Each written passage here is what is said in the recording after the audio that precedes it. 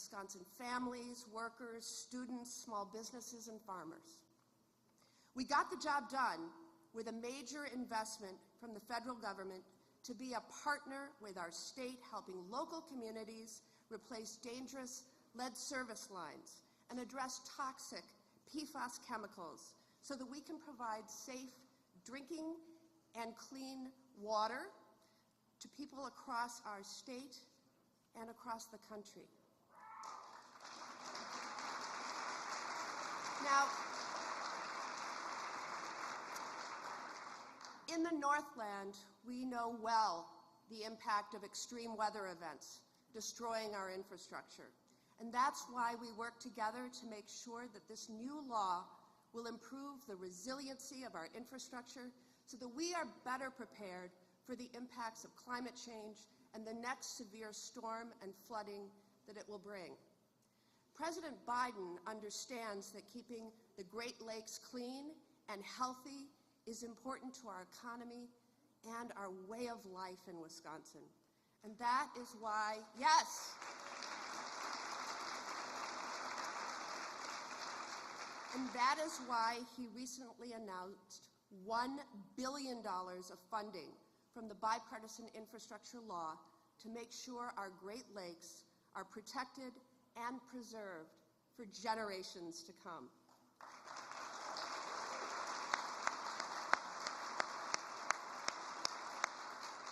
I am especially proud of working across party lines on Buy America reforms so that as we rebuild our infrastructure, we support Wisconsin workers, manufacturers, and businesses.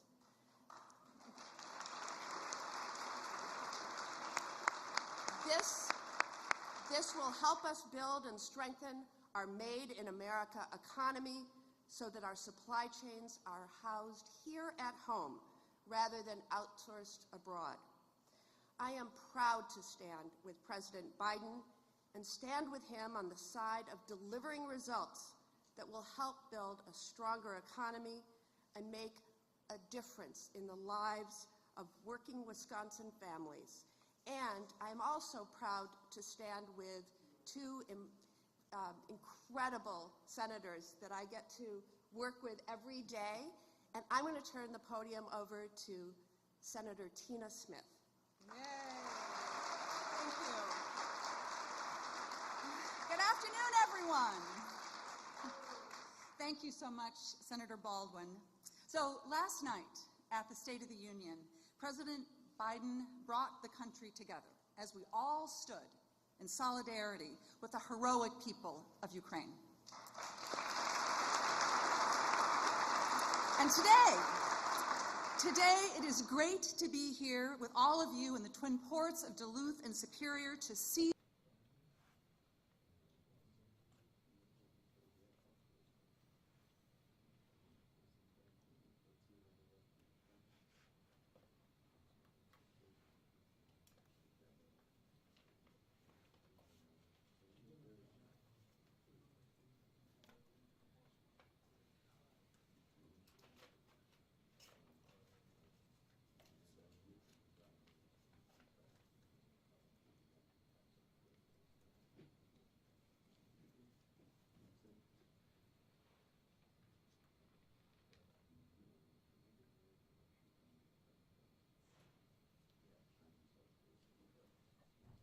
ordinary Americans, and he's right.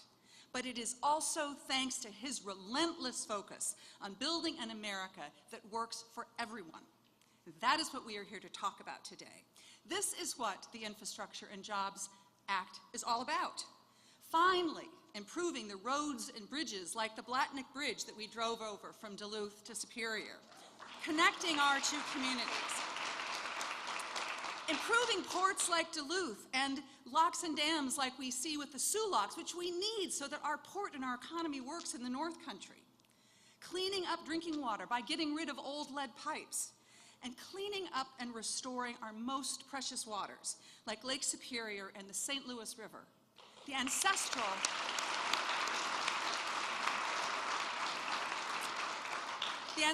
homeland of the Fond du Lac Band.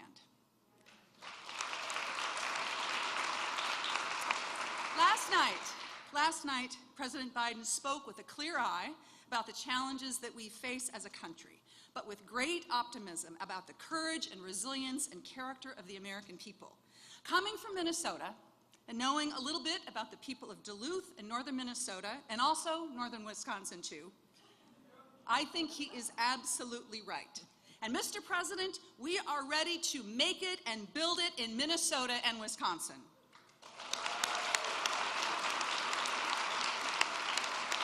So I am very proud to welcome President Biden and the First Lady to Duluth-Superior so that they can see for themselves the grit and the determination and the sense of fair play and hard work that makes us who we are. Thank you so much, and it is such an honor to be here with my colleagues, my Senate sisters. And I want to introduce you all and welcome, it's wonderful to be here with my senior senator, my dear friend, a fierce fighter from Minnesota and the whole country, daughter of Minnesota's Iron Range, Senator Amy Klobuchar. Wow. Thank you. This is so exciting to be here with my pals. Just so you know, they do allow men in the U.S. Senate. Tina, Tammy, great leaders, members of Congress who are here, our mayors, our lieutenant governor, our governors. I mean, this is just star-studded event for everyone. And I think what we're here today is to talk first about this incredible area. I am proud that my grandma and grandpa were in Ely. My dad's whole life, we lost him last year, was all about northern Minnesota, and I actually got to know Congressman Blotnick at a very young age, and I think he would be pretty excited that the President of the United States was here to talk about his bridge. I am also glad to be here in Superior. Okay, I have to have one Minnesota line, which is a place with unrivaled views of Duluth. But my mom was actually from Wisconsin, so believe it or not, we grew up in a family that, yes, cheered on the Vikings, but my mom always was truly a Packers fan. So today we stand together to talk about bridges. The bridges that our Commander-in-Chief has built with the rest of the world to stand up for the democracy of Ukraine. The bridge that we saw across the aisle in that chamber last night, when everyone actually cheered at one point, where we talked about the future, where we talked about, as our great Duluth mayor calls, getting through this pandemic and seeing the lighthouse on the horizon. We together talk about an actual bridge here, the Blotnick Bridge. It connects our two states. It sees more than 33,000 cars per day, and it makes it possible for commercial ships to export goods from the Midwest to the rest of the world. But like 600 bridges in our state, it's in need of repairs. And we know how important it is in our region to have good bridges. We will never forget when that 35W bridge fell down on a beautiful summer day in the middle of the Mississippi River. 13 people died. And I said that day, a bridge should never fall down in the middle of America. Not a bridge that people drive over every day with their families, not a bridge that connects us across the Mississippi River. We worked across the aisle back then, we got the federal money, and we rebuilt it in less than a year. America can do this. We can come storming back from this pandemic, but we're only going to do it if we look on that horizon. And no one knows better how to look on horizons than people that live in Superior and Duluth. We are here today to celebrate a president and a first lady that never give up. And they have come on a pretty cold day, so we're going to give them a warm welcome, right? We're going to give them a warm welcome because the president did not give up on this bipartisan infrastructure bill. Not when a lot of people thought it couldn't get done, he believed it could. It got the support of every Senate Democrat and 19 Senate Republicans. And we are here today to talk about the investment not only in this bridge, but in broadband, in this incredible port of our twin ports, and in the future for this region. I am looking to the horizon, and I want you all to do the same, because we are coming out of a real tough year, and we're going to do it by crossing this bridge together. Thanks, everyone.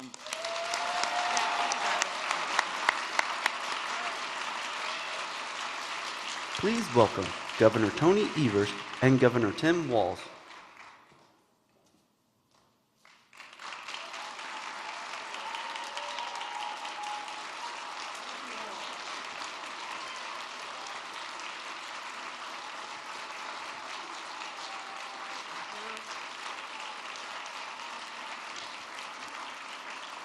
Well, thank you all. It's great to be here. It's great to share this stage with a dear friend and a great leader in Governor Evers. Mr. President and Dr. Biden, welcome to this great part of America.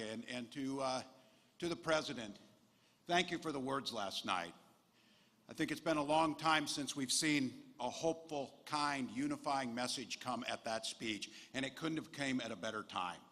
It came at a time when we see the world changing the way we thought it would be, and a time for leadership that was steady. And I can tell you that Lieutenant Governor Flanagan and I spent earlier this morning at the Ukrainian Catholic Church in Minneapolis with many of them, with family members who are trying to text and trying to figure out what's next. And each and every one of those people asked me to thank you, Mr. President, on behalf of them, for your words of unwavering support for free and democratic people of Ukraine. So thank you, Mr. President, for that.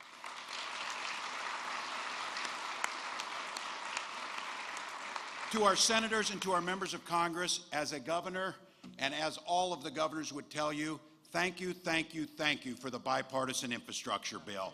It changes lives. There are few pieces of legislation of such consequence.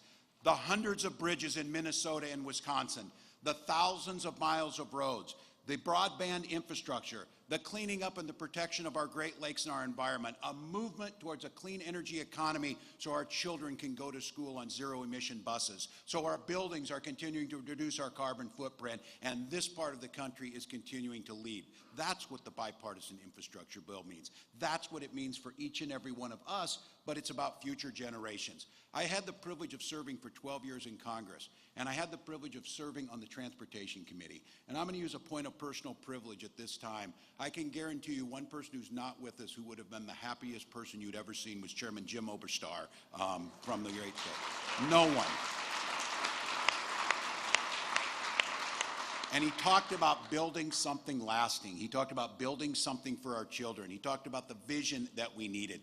That's exactly what this bill did. That's exactly, as governors, what we can put to use. And it's exactly, as you see and you'll hear from this, of American workers with American steel building America's future together. That's what this bill was about. That's what the President's address last night told us. Our brighter days are ahead of us. We know that there's challenges, but the key that you saw is there's nothing we can't do if we just decide to put our minds together on this. And I said, coming here with Governor Evers, we joke a lot. I make a lot of bets on football and lose. I will admit that. So it's, no more. That's it. The good Minnesotans there. But we know that our shared heritage, the folks who carved out this land, the folks who made the twin ports up here, a critical piece of the infrastructure. When we're in Europe, they talk about these ports and the connection it makes on trade and the things that will happen. All of those opportunities are out there, that clean energy economy, that new future, and it was dependent on this piece of legislation, and it was dependent on the shared vision. So I am grateful to be here. I'm grateful to the President. I'm grateful to our members of Congress, to our mayors, who the sense of pride that they feel in this area that we all feel. It's amazing. And I said I get the chance to introduce Governor Evers, and I asked him what you'd like me to say. He said, oh, it's pretty simple, that I'm just the best looking, most effective governor in the Midwest. Tony Evers.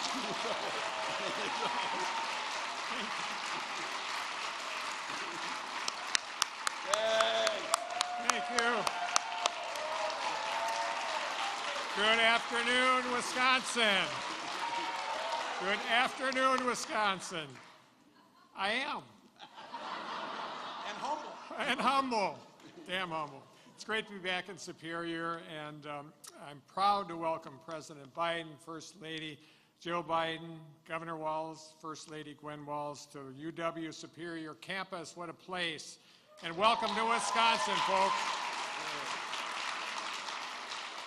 I want to thank you, first of all, to Chancellor Renee Wachter and the UW-Superior students and faculty for having us, and Senator Baldwin, obviously, and Mayor Payne, and all the labor partners and workers as well who are with us today.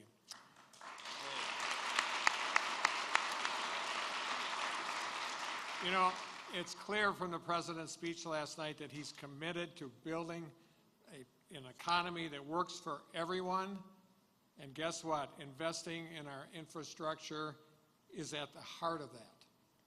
And that's why we've been working to invest in our infrastructure here in Wisconsin. Our roads and bridges in Wisconsin have suffered for years and years because of lack of a meaningful investment in our state's transportation infrastructure.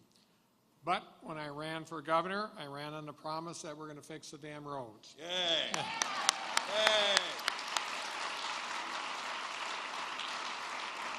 And I'm glad to say that we've improved more than 1,770 miles of highways and bridges and more than 1,250 bridges. In fact, if you laid out those highways end to end, you could just about drive to Platteville and Denver and back. How about that, Wisconsin?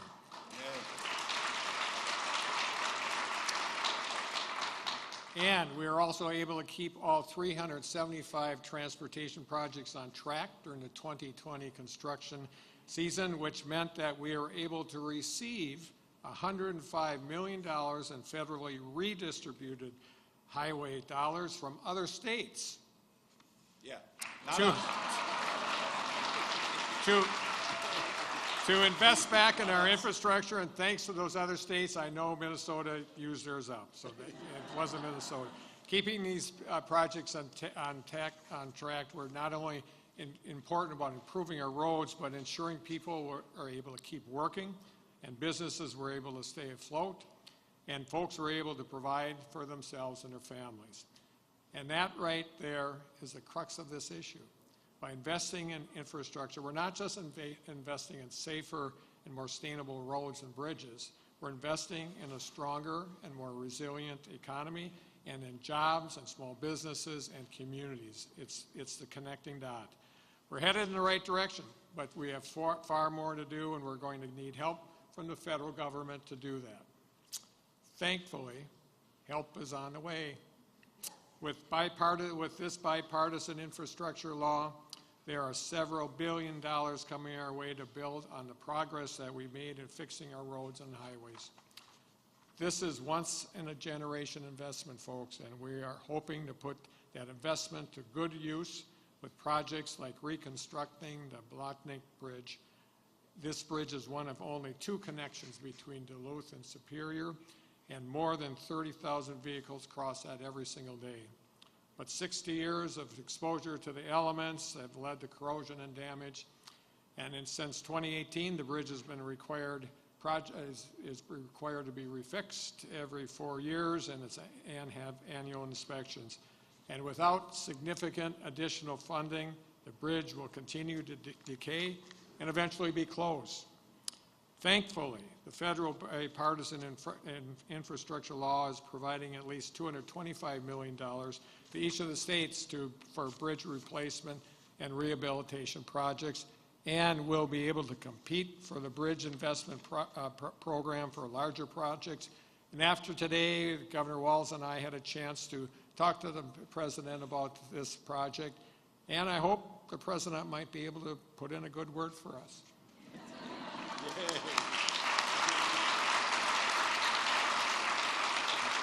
And this is bigger. It's bigger than just the bridge between our 2 states. Governor Walz and I know that investing in our infrastructure is about building the kind of future that we want for our states and improving the quality of life for Wisconsinites, Minnesotans, and folks across this country.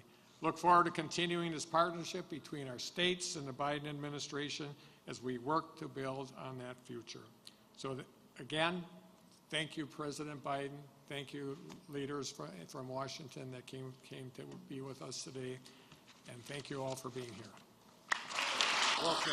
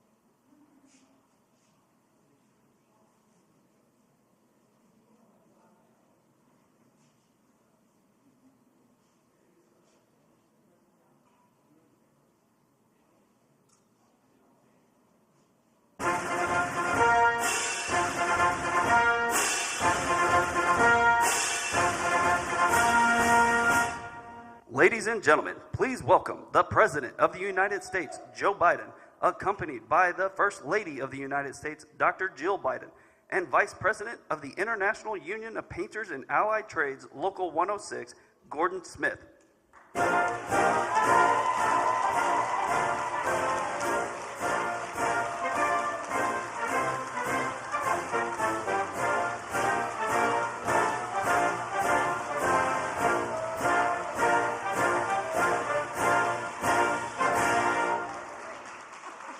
Thanks, Joe. Hi. Thank you. Well, and that's the band, I presume, right? Thank you to the band. Great job. Great job. You know, it's wonderful to be in Superior and Duluth, and places that mean so much to Joe and me, and with all of our friends. Governor Walz, Tim and Gwen, we were just together at a child care event just a couple weeks ago. Tony and Kathy, thank you for welcoming us. And thank you to all of our elected leaders. So we traveled here just an hour ago, I guess, from Washington. And you really have a great bunch of representatives with lots of energy, and they're a lot of fun to travel with.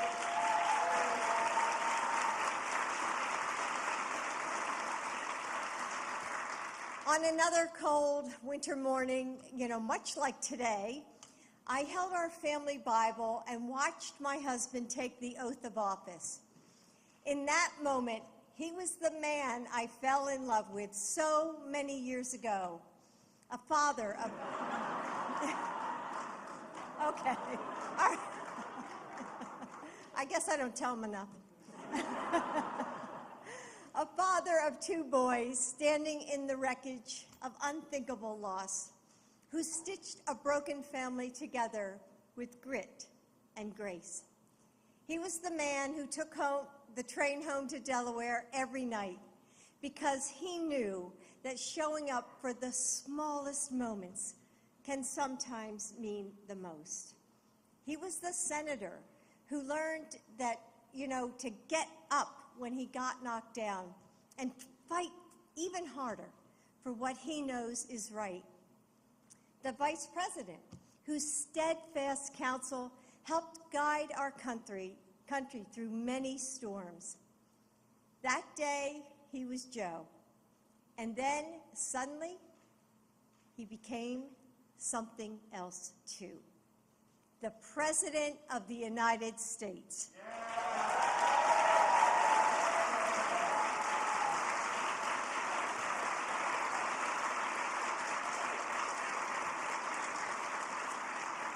It felt like Americans across the country were holding their breath in the aftermath of 4 years of chaos.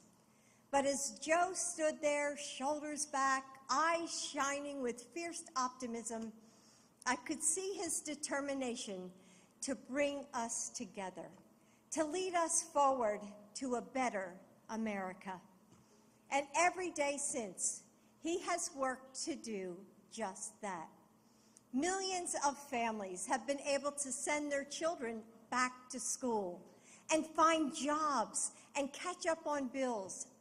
They've been able to finally take a breath. We still have a long way to go. Our world faces incredible challenges, but things are so much better. You were right to put your faith in Joe Biden a year ago.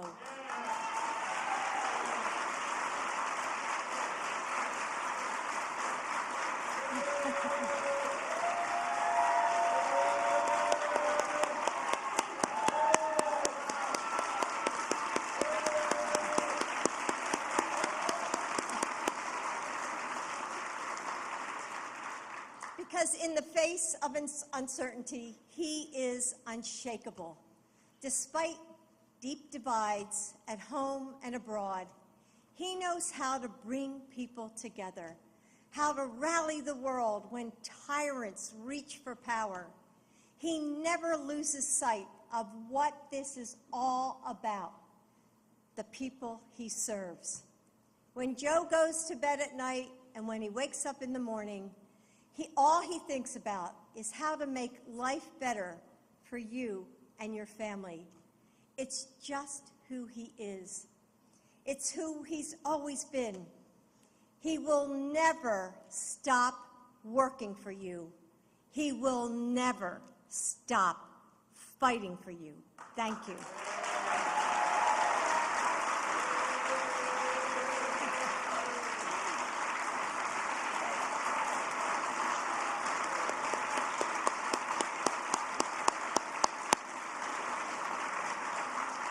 Now, I want to bring up our next speaker, a painter, a father, a mentor, a man who knows the meaning of Union Strong.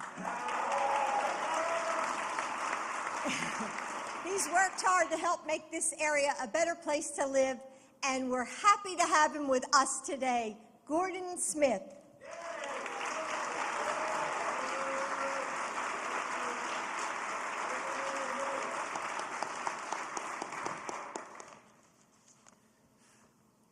My name is Gordy Smith, and I'm a member of the International Union of Painters and Allied Trades, District Council 82, Local 106. I am honored to be with you here today. I've been a painter for 31 years, but I started as a non-union painter.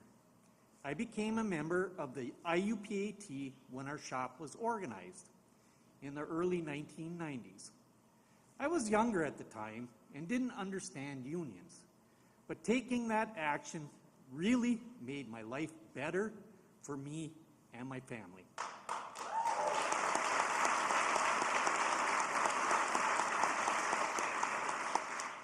As a union painter, I've had the opportunity to work on many different types of projects, from mines and power plants to bridges and commercial construction. Over time, I grew to appreciate my union membership more and more. Being part of the IUPAT meant that my wife, Barbara, and I were able to raise our son, Michael, and help put him through college in a certified auto tech program. Now he has a good union job too. Being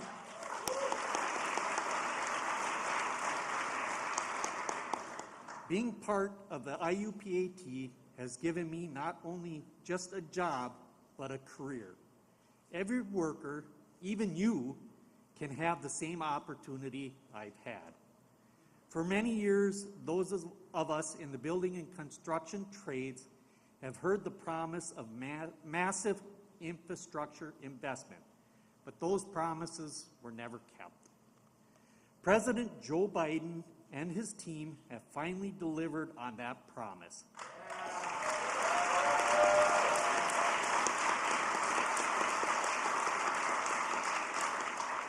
The bipartisan infrastructure bill gives us the opportunity to rebuild our crumbling infrastructure and put another generation of people to work in the process. Throughout the Midwest, we have thousands of bridges, like the Blockneck Bridge here in Superior, in need of repair. The investment in the nation's infrastructure is vital to our communities. Everyone needs to be able to safely to go to work, school, and family events.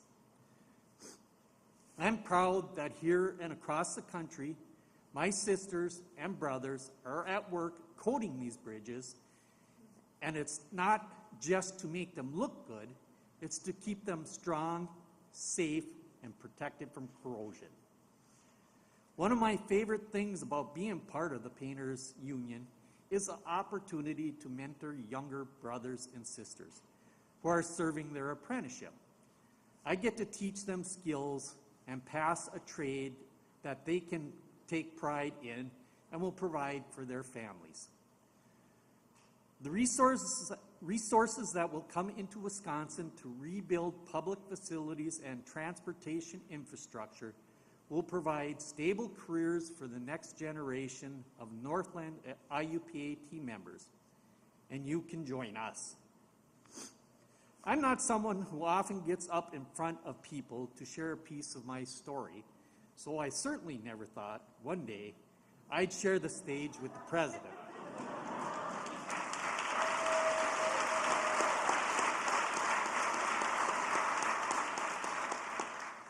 I am so proud to be here with all of you today, and a president who doesn't just talk about fixing things, but puts his words into action.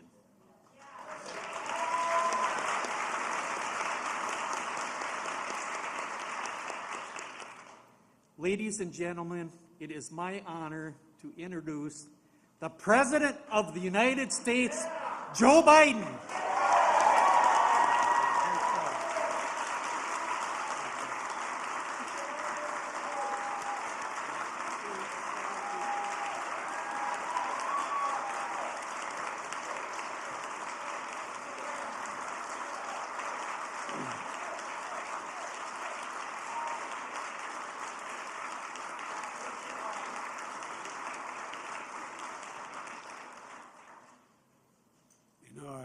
I've got to tell you a story. Hadn't planned on this. When Jill and I met and fell in love, she let me know her favorite day in the calendar was Valentine's Day. The first Valentine's Day that we were together when I was vice president, the vice president's office faces the Eisenhower building, a big granite building you see on the other side of the White House. And there's a triple set of stairs coming down from that building, and they look right in the vice president's office as you come down. And the press comes down that way all the time. And so the night before this Thanksgiving, this Valentine's Day, the first one, Jill got, as a typical professor-teacher form, she got the maintenance guys to bring up a 16-foot ladder. And I think there are a total of, 19 panes in each window, big panes of glass. And with that erasable paint you can have, she put a heart in every single of the four windows, saying, "Joe loves Jill." And that night, my press guy got a call from CBS Morning News. Would I be on CBS Morning News to talk about Valentine's Day? He said, "You ought to do it." So I did, and while we're getting ready in the office, all the lights are down, and I think I've told my colleagues in the House, the Senate, this story. While it's dark, they're fixing the lights, and I'm sitting knee to knee with a woman named Juju Chang, who used to work for CBS. And while they're fixing the lights, she looks at me, she says, "Everybody says you and your wife have a great love affair." And I said, "I think so." And I said, "But everybody knows I love her more than she loves me." And she responded, my word, "That's what everybody says." And then she said she had done a study that she had been on, I guess, 2 or 3 parts on the morning show over a period of weeks before. And I think, don't hold me to this, I think it was Yale and Stanford had done this study. What makes marriages last the longest and the most romantic? You can always tell when the couple is not only in love, but when it's romantic, no matter how old they get. And she said, "You know what it is?" I said, "No." She said, "It's when the husband loves the wife more." I want to tell you, Julie, this was worth the trip to come out here today. Thank you. Thank you, thank you, thank you. If the Secret Service agents weren't sworn to secrecy, they could tell you they've never heard anything like that said from a podium by Joe. I love Wisconsin and Minnesota. Thank you. Thank you. Hello, Wisconsin. If you can hear me across the river, hello, Minnesota. I'm Jill Biden's husband, Joe. And Gordon, thank you for that introduction. And Governor Evers and Governor Walz, and thank you both for welcoming to both your states. And Mr. Mayor, Jim Payne, thank you for the passport. And Emily from Duluth, the mayor of Duluth, when we got off the plane, I don't think she had a coat on. She had on I mean, I tell you, you're a tough kid. Thank you for the passport to both your cities. And thanks for 3 outstanding senators. And I mean that sincerely, all friends. Tammy Baldwin, Amy Klobuchar, Tina Smith, and Congressman Mark Pacone and Ron Kine. You got a hell of a delegation, all of you. Last night I was with your senators and representatives along with their colleagues in Congress to speak about the State of the Union. Together, we sent an unmistakable signal to Ukraine and to the world that we, the United States of America, stand with the Ukrainian people. We stand with them.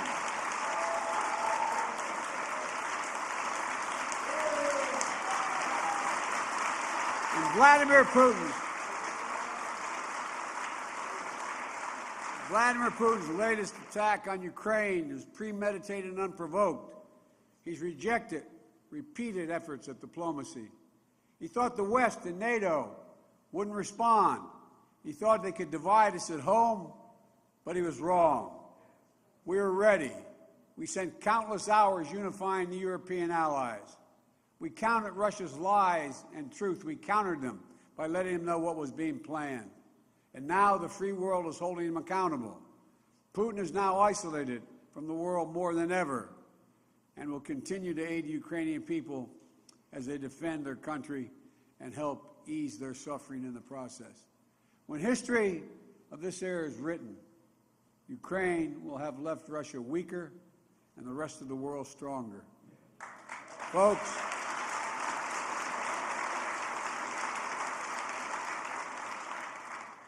they're amazing. They're amazing people.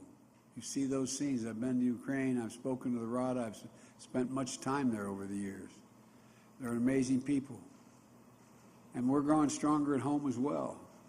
As I said last night, there is no greater testament to the grit and resilience of the American people than the progress you've all made in the middle of a pandemic. Thanks to the American Rescue Plan, we lifted the country out of crisis, created 6.5 million jobs, more jobs than any American has ever created in a single year. Our economy grew. Our economy grew at 5.7%, the strongest growth in 40 years. And Vice President Harris and I, we ran for office with a new economic vision for America. Invest in America. Educate the American people. Grow the workforce. And build an economy from the bottom up and the middle out, not just from the top down. Because we know that when the middle class grows, the poor have a way up, and the wealthy do very, very well. Everyone does fine. My rescue plan reflects that vision, and that was just the first step. We also had to invest in the country itself. America used to have the best infrastructure in the world, the best bridges, roads, airports, etc. Now our infrastructure ranks number 13 in the world, according to the World Economic Forum. You can't compete for jobs in the 21st century if we don't fix that. That's why it was so important to pass the bipartisan infrastructure law, the most sweeping investment to rebuild America in all of American history. Bipartisan.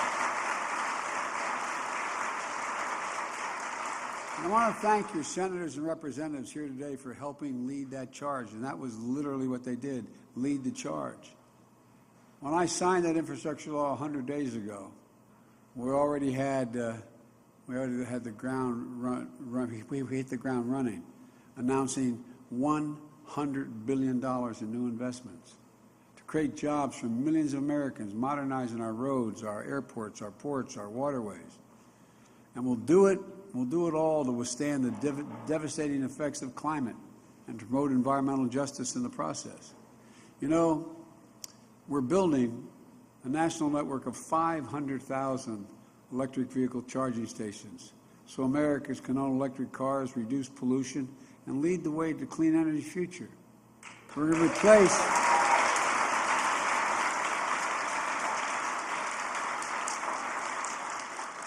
that legislation is going to allow us to replace all the lead pipes in this country so every child can turn on a faucet at home or in school and drink clean water.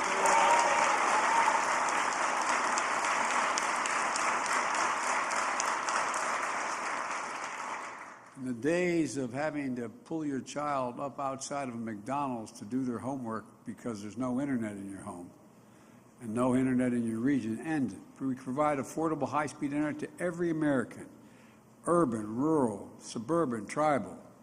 And that's big for rural communities. It helps farmers engage in precision agriculture, knowing when they should sell their products and so much more. As I've announced last night, this year, we're going to start fixing 65,000 miles of highway and 1,500 bridges in disrepair. Your governor is going to use some of that funding for this law to modernize one of the most important bridges in this region, the one you look out the window and see here. Look, the Blatnick Bridge, you all know this bridge well. It's a bridge that connects our cities and your cities and your state. A bridge that carries people to work and carries goods out of your port. You know, when the Husky Oil Refinery exploded in Superior back in 2018, this bridge was one that many of you took to get your families to safety. And you know it matters. But you may not know, as was mentioned earlier, the bridge is 61 years old at the end of its useful life.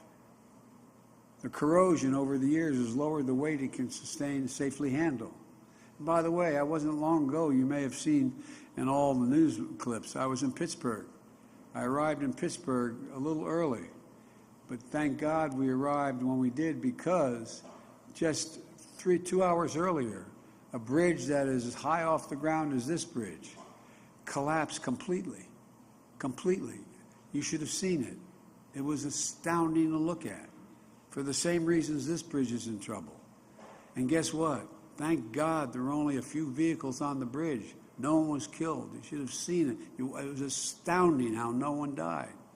Had it occurred just 3 hours later, you would have had all those school buses, all those children, all the thousands of people across that bridge. There's so many bridges this is the United States of America, for God's sake. So many bridges in a similar condition. And this bridge also has outdated design. Tight curves led to higher than average crash rates on this bridge.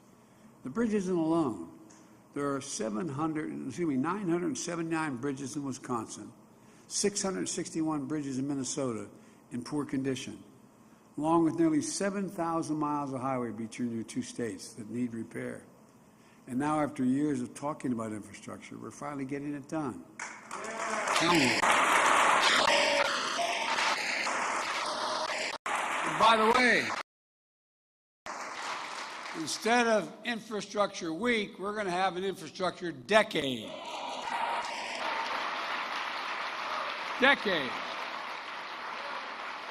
Look.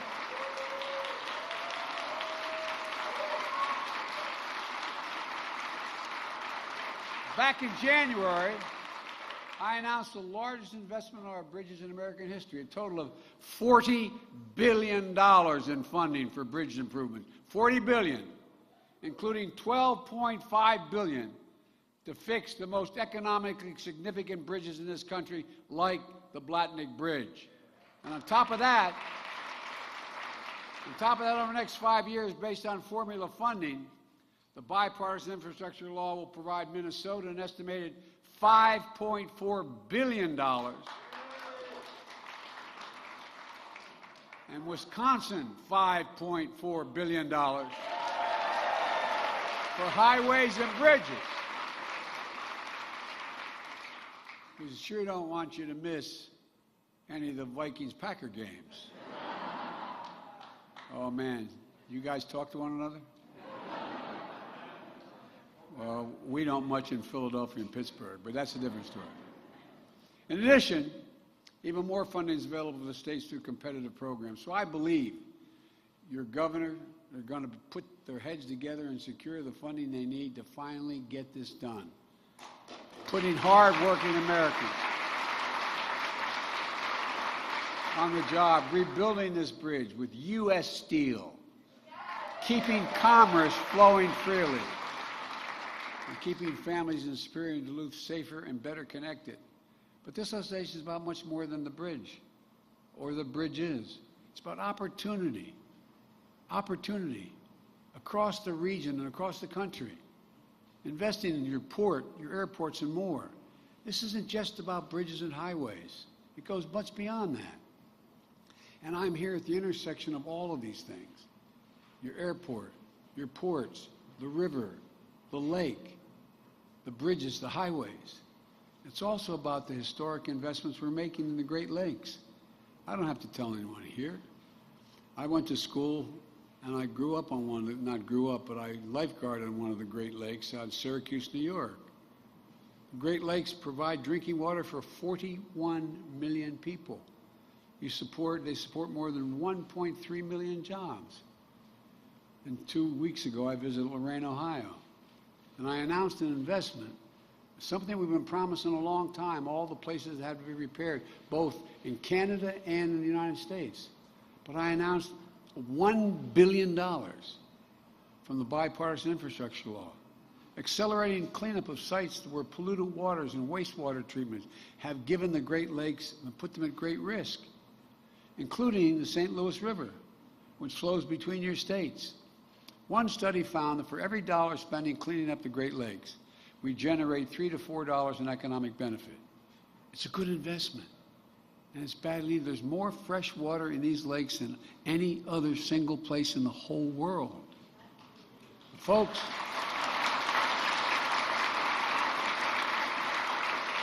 it's not only the investment we're making in the Great Lakes. On the opposite end of Lake Superior, from where we stand, the Sioux locks connect this lake to other Great Lakes. Those locks are a gateway, connecting the things that we make here in this country to the rest of the world. 7,000 vessels and 90% of America's iron ore move through those locks every year. That ore makes nearly all the high-strength steel that goes into American-made cars and appliances. In January, I announced nearly $500 million to upgrade the Sioux locks, moving goods faster while reducing costs, creating a hell of a lot of jobs and maintaining them. We're also doubling the investment we're making in our ports, including the port of Duluth-Superior, which was awarded an $8.4 million grant to make critical improvements.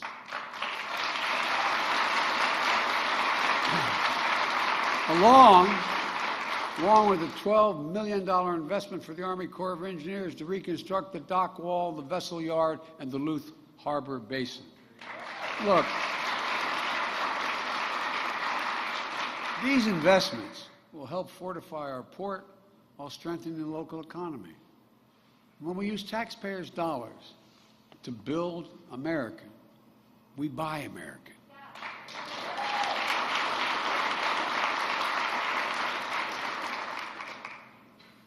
For a long, long time, since the 30s, there's been a law saying when a president of the United States spends taxpayers' dollars on American projects, whether there's an aircraft carrier or railings in a public building, when they buy those products, they should buy American.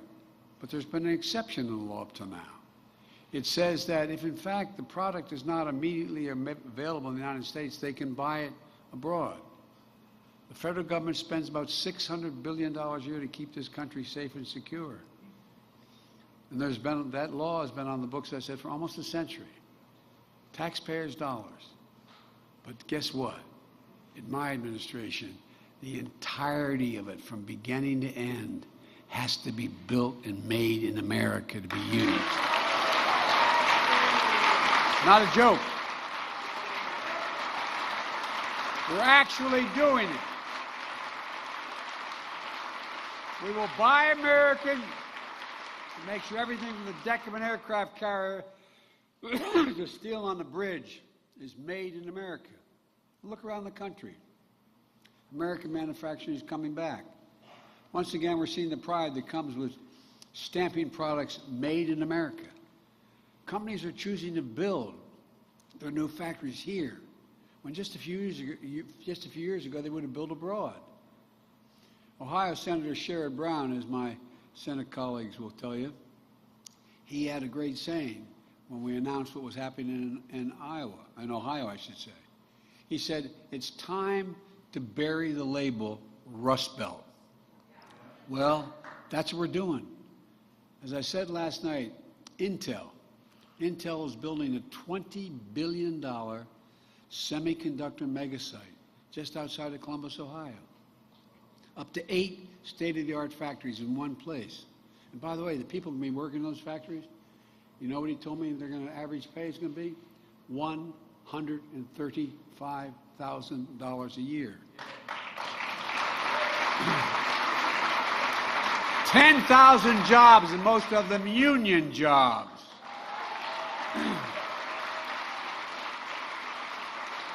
Making a computer chip the size of a fingertip. The power of the world in our everyday lives, smartphones, the internet, technology that doesn't even exist today. And if Congress passes the Bipartisan Innovation Act that's on their desk now, Intel is ready to increase their investment from $20 billion to $100 billion. Intel alone. Ford has invested $11 billion to build electric vehicles, creating 11,000 new good-paying jobs across the country. GM is making the largest investment in its history, $7 billion to build electric vehicles, creating 4,000 jobs in Michigan. The Union Pacific Railroad, when I was in Pittsburgh, I met the folks who run that. Union Pacific Railroad just announced the purchase of the largest ever purchase of electric locomotives made in Erie, Pennsylvania, in the same plant, by the way, that the guy who turned on our lights built a factory. All told, we've created 369,000 new manufacturing jobs in America just last year.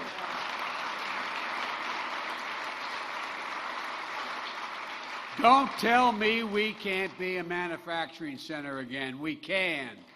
We have to keep this story going. Well, we know that despite this historic recovery, too many families are still struggling with higher costs. I get it. Our top priority must be getting prices under control. Look, our economy roared back faster than most predicted, but the pandemic meant businesses had a hard time hiring enough help to keep their workers in the production. The reason why the cost of housing went up in new housing is because no one was there to make sure they had the 2x4s to be built, to build the homes, because people weren't in the factories. And because people were making a lot more money than before, there was a lot of cash at hand, and they did not use that cash to go out to the restaurants or go on vacation. They used it for hard products. And the pandemic disrupted global supply chains. When factories close, it takes longer for goods to get from the warehouse to the stores, and prices go up. Look at cars. Last year, there weren't enough semiconductors to make all the cars people wanted to buy. They had the money to buy them. But there weren't literally enough cars, because we invented those chips when we went to the moon, but we didn't make them anymore. They're made in the rest of the world. So prices went way up.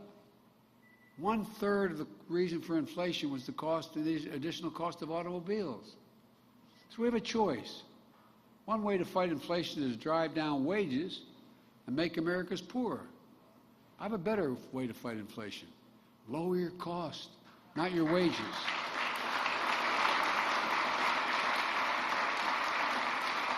We're going to make more cars and semiconductors in America, more infrastructure and innovation in America, more goods moving faster and cheaper in America, more jobs that you can earn a living, a good living by here in America. Instead of relying on foreign supply chains, let's make it in America again.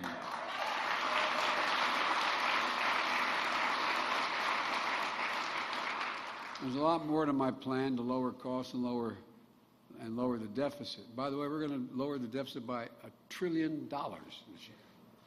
These guys talk about how they always are worried about us spending. We're lowering the deficit. No one's ever done that. But look, I've kept you long enough.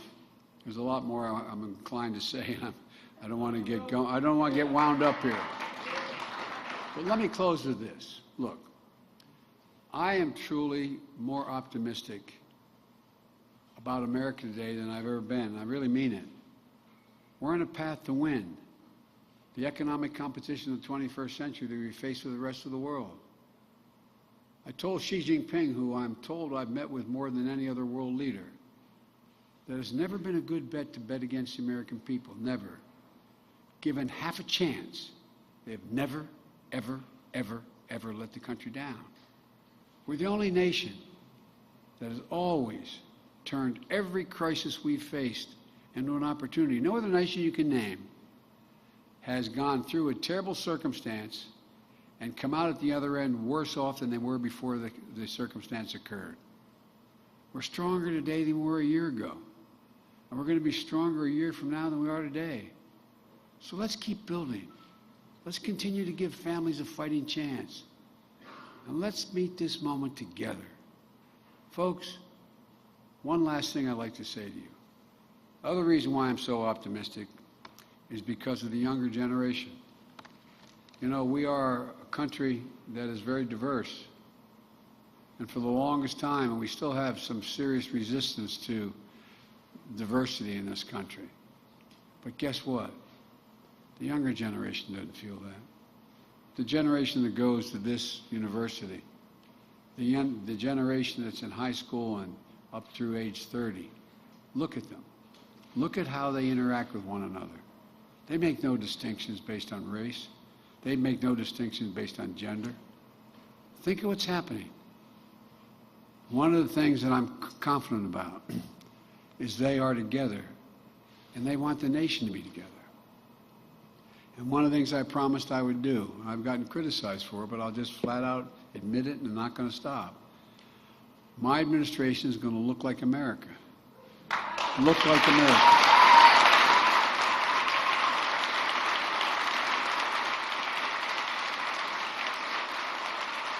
For example, in my administration, we have more women than we have men. A little bit. That's because all the women in my life are smarter than I am.